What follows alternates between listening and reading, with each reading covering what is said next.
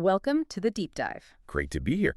This is where we really try to cut through the clutter for you. Exactly. We sift through everything happening out there to find the insights that matter so you get informed without feeling, well, completely swamped. And today's focus is pretty unique, isn't it? Yeah, we're zeroing in on just one day, August 17th, 2025, a snapshot of Earth in motion. Our mission is to pull out the really significant global news from that single day. Find those crucial details, maybe some surprising connections too. That's right. We'll be jumping from, global politics and economics To sports, science breakthroughs, cultural moments. basically a bit of everything that happened on this one busy day. And by the end, hopefully you'll have a really clear, well-informed picture. A proper snapshot. Okay, let's dive in. First up, global politics and economics. We're starting in South America. Bolivia. Voters are actually at the polls today. Presidential election. And our sources are pointing towards a pretty interesting shift in public feeling there. Yeah, what's really noticeable is, well, maybe waning is the right word for the support for the traditional leftist parties. So it's not about the old ideology so much anymore. Not primarily, no. The big issue, the one everyone's talking about, is inflation. It's hitting hard. Okay. So people just want economic relief. Stability. Overwhelmingly. It's a really clear demand.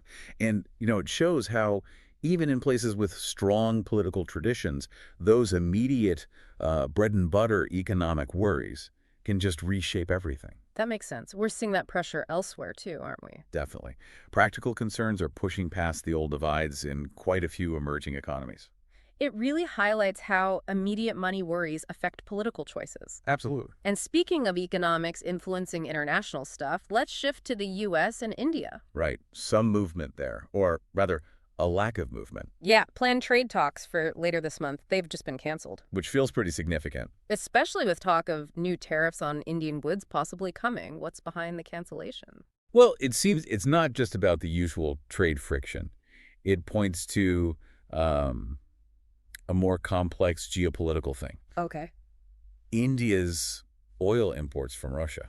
That seems to be a major sticking point. Oh, so energy alliances are messing with economic talks. Exactly. India's sticking with Russian oil, partly history, partly just current economics for them, and that's clearly creating leverage or maybe tension in talks with the U.S. So energy policy can actually override trade deals now. And in these high-stakes situations, Yeah, it seems it can often trump the traditional agreements. It's a fascinating dynamic. definitely a key point.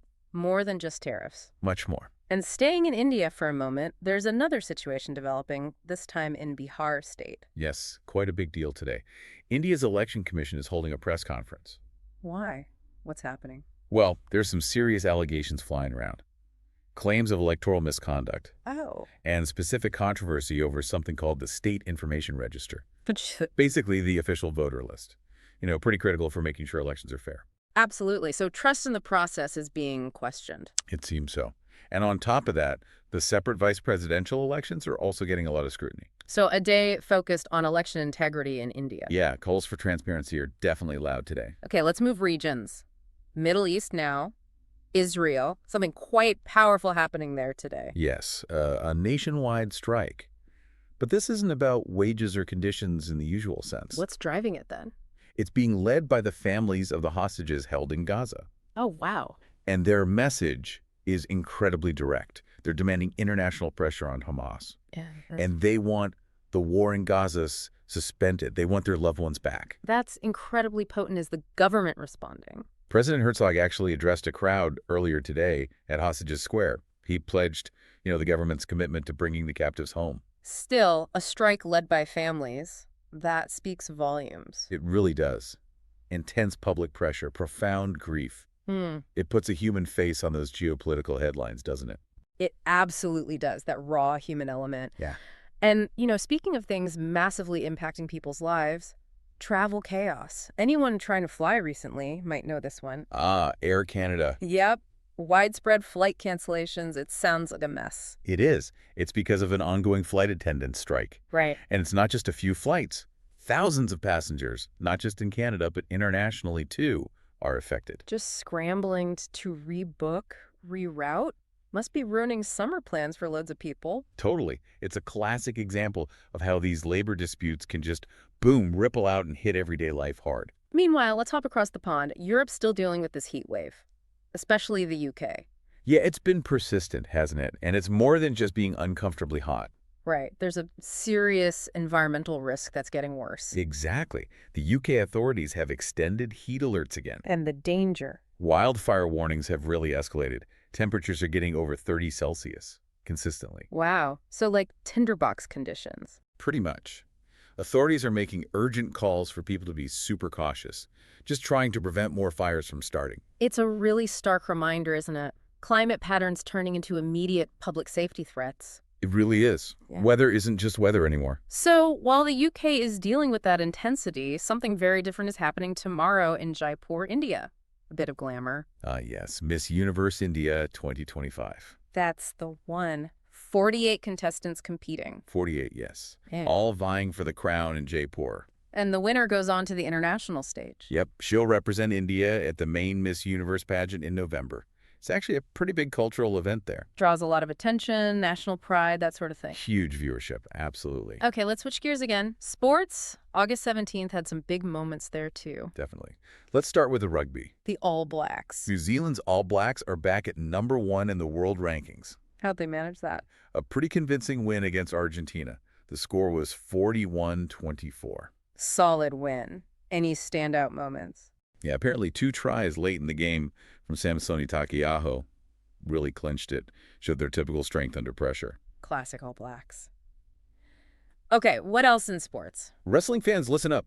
A big youth competition just got underway. Oh, yeah. The 2025 U20 World Wrestling Championships. Yeah. It kicked off today in Samokov, Bulgaria. U20, so the top young talent. Exactly, bringing together the best young wrestlers from around the world, both freestyle, Holds anywhere. right, and Greco-Roman style. Upper body only. Yep. So lots of different skills on display. It runs for about a week through August 24th. Sounds like some intense competition there. For sure. All right, finally today, let's touch on some really groundbreaking tech and science news from just the past week, actually. Yeah, 2 caught our eye, both potentially huge. First, AI. OpenAI released GPT-5. GPT-5. Okay, is this just another update or something more? Well, early signs suggest it's a pretty significant leap. Things like better contextual understanding, more nuanced reasoning. So getting closer to AI that can really hold a conversation, understand subtleties.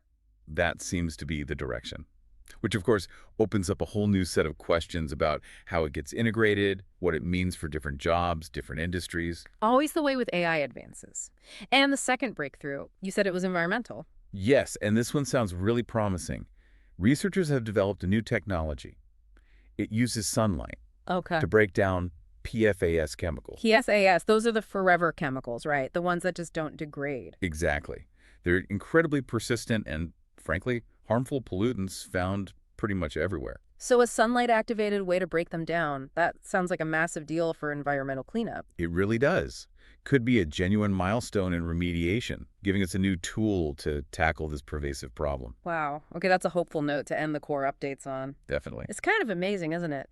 Looking back at just this one day, August 17th, we've gone from elections in Bolivia, Trade tensions involving the U.S., India, Russia, strike action in Israel, environmental warnings in the UK, sports triumphs, cultural events, and then these huge leaps in AI and environmental tech. all happening concurrently. It really shows how much goes on across the globe constantly. And hopefully this kind of deep dive helps you feel, properly informed about it all. It does. And maybe it also prompts a wider thought. Oh, yeah. Like what? Just thinking about how interconnected it all is. A heat wave here, an election there, a tech breakthrough somewhere else. They seem separate, but maybe they're not. Exactly. How do all these individual news items, these moments, actually feed into the bigger story of our world as it unfolds? And if they are all connected, weaving this complex global tapestry, what does that interconnection suggest about the future we're all building, maybe without even fully realizing it? Yeah, that's definitely something to chew on, a lot to consider. It is, isn't it?